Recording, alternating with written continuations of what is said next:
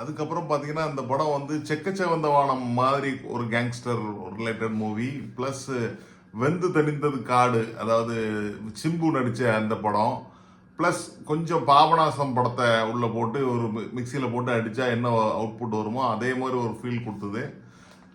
நெல்லை ஸ்லாங்லாம் mix ஆனதுனால. So அது ஒரு மாதிரி யாருமே பார்த்த மாதிரி ஒரு ஃபீல் காமிச்சுது. அடுத்தது ஸ்லோ, அதை ஃபர்ஸ்ட் ஆஃப் ரொம்ப சூப்பராக இருந்ததுன்னு சொல்லணும். நல்லா கேரக்டரைசேஷன் எல்லாமே கரெக்டாக பண்ணுறது. செகண்ட் ஹாஃப்ல இருந்து கொஞ்சம் மந்தமாக ஸ்க்ரீன் பிளே ரொம்ப ஸ்லோவாக ட்ராவல் ஆச்சு. அது கொஞ்சம் அயற்சியை ஏற்படுத்துது அப்படி சொல்லலாம்.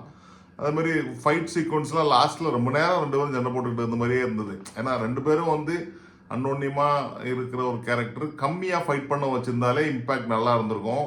இப்படி இருந்தவங்க இப்படி ஆகிட்டாங்கன்னு இவங்க போட்டு மாற்றி மாற்றி அடிச்சுக்கிட்டு அது கொஞ்சம் வேறு மாதிரி போச்சு. அது போக அந்த தக் லைஃப்னு படம் அந்த லான்ச் பண்ண உடனே பயங்கர எதிர்பார்ப்பு.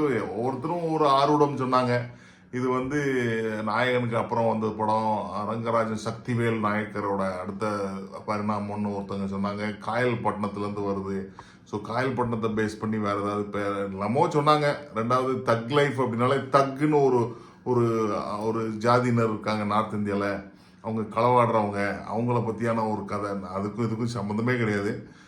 அது எதுக்கு இந்த பேரை வச்சாங்க, சும்மா பசங்க தக் லைஃப் பண்ணுறான்னு சொல்கிறாங்கல்ல, அதுக்கு பதில் இதை வச்சுட்டாருன்னு நினைக்கிறேன். கமலோட கேரக்டருக்கு செட் ஆன மாதிரி வச்சாரா என்னன்னு தெரியல.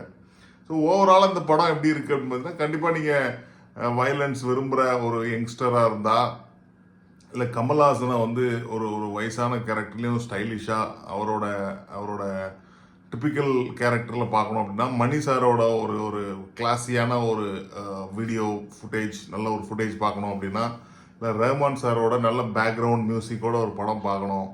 ஆனால் நான் லாஜிக்கோ இல்லைன்னா வேறு எதுவும் மெசேஜோ வேண்டாம் அப்படின்னு நினச்சிங்கன்னா கண்டிப்பாக அந்த படத்தை நீங்கள் பார்க்கலாம் ஒரு தடவை. நன்றி, வணக்கம்.